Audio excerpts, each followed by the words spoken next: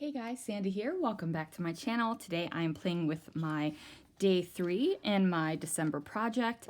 I am going to be using this photo right here, and I'm also going to just be making a fun decorative element too, just because it is that time and I'm ready for the playing. So let's see what I can do.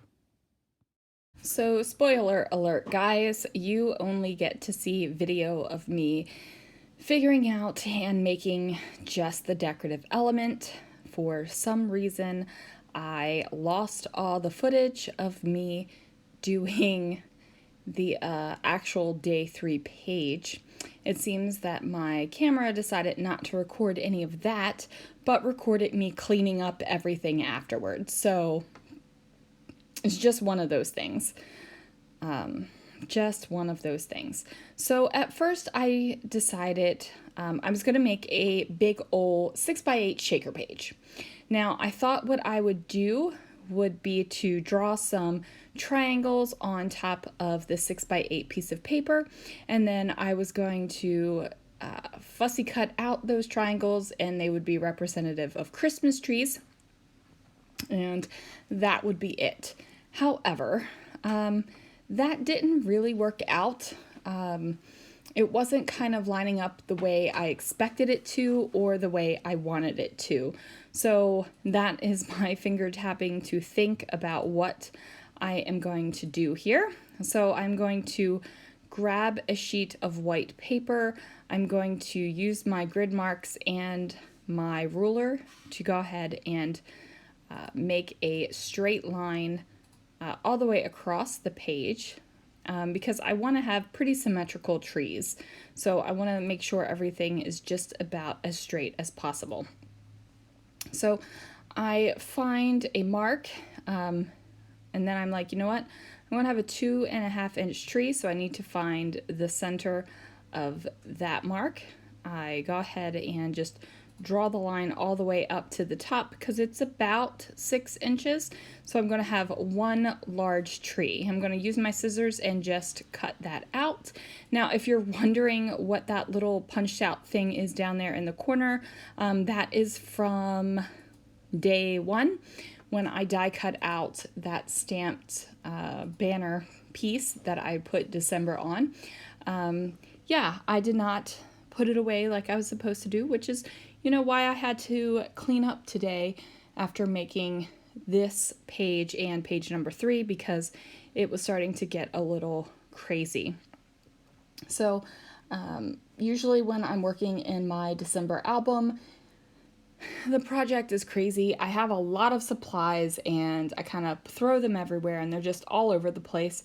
And that works because every couple of days I just straighten up everything and put it back neatly into its pile. And what that does is it gets the product in front of me that I might have forgotten about, or it fell down in the holder. It's just something that, you know, it brings it back to the forefront of my mind. So I decided that I needed to have some smaller trees. My initial thought was 3 trees across the page. That was going to be it, 3 trees, because, you know, 3 trees are cute, right? That quickly flew out the window, and I'm just using that same large tree, and as you can see, I am just trimming it down scale-wise, and I'm going to trace around my paper. I am using a pencil, that way I can erase my lines if I don't completely cut them out 100%. On the line, which I don't, but I do use a Stettler white plastic eraser. These erasers are marvelous. So back after high school, one of my first college classes that I took was an art class, and the art supplies that we needed were very specific. It was the first time that we needed a specific brand of art supplies, and they had to be Micron pens, and they had to be Stettler erasers, and it had to be the Strathmore drawing pads. And I got to tell you, I am so thankful that I actually listened and bought the Stettler eraser because it is my favorite eraser ever.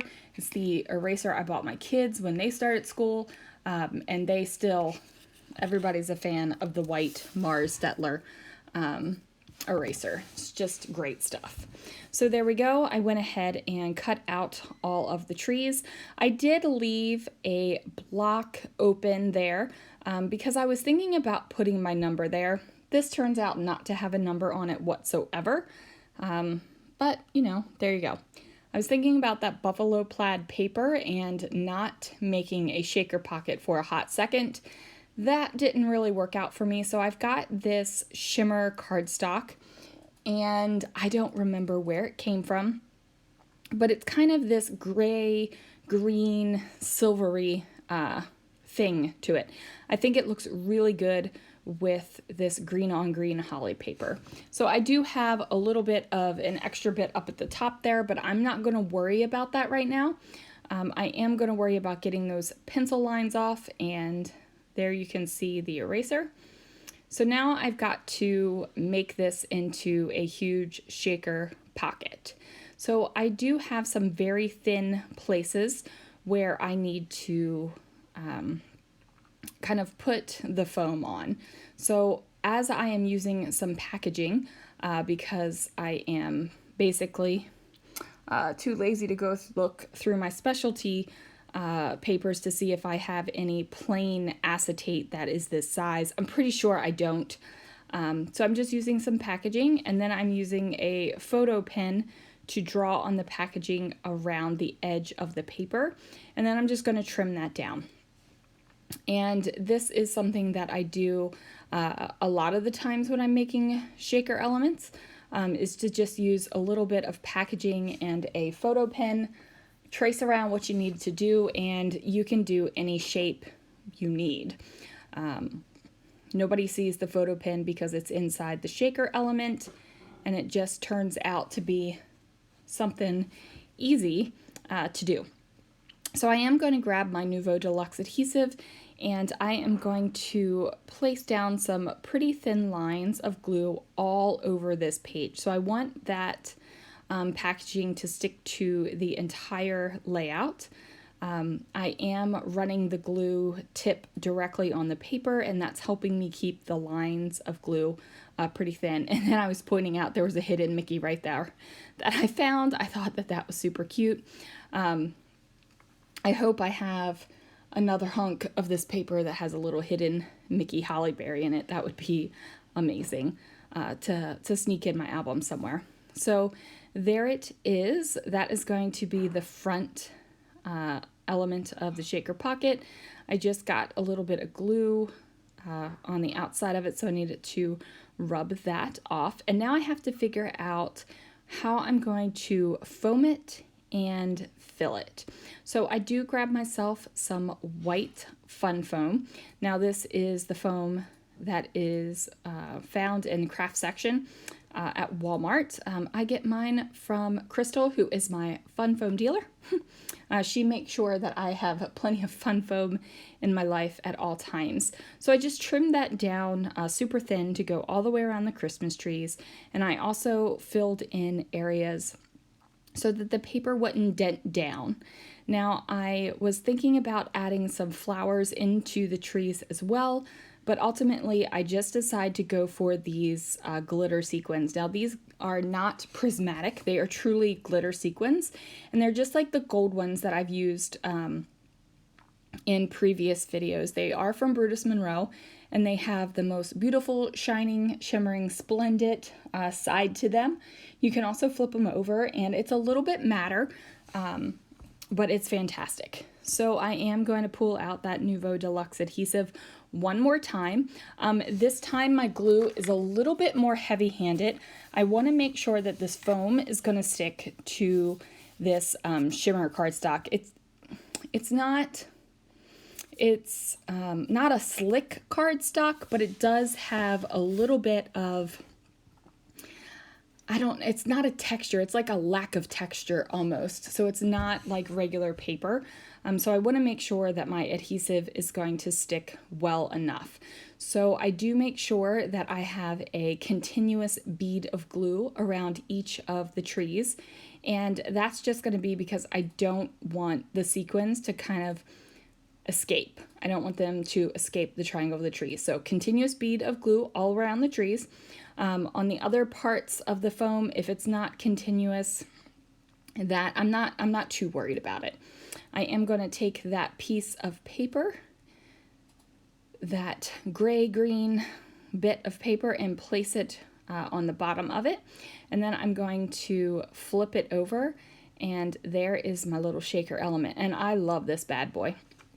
So I decide to bring in some flowers because I did this flower technique. I don't even know if you can really call it a technique, but anyway, I put flowers on a page recently, and I use the sequins as centers, and I use the tiny, tiny little brads through the sequins. I did that with gold sequins. So I thought that it would be really cool to do it with red and white flowers and the silver sequins to kind of give it that poinsettia feel.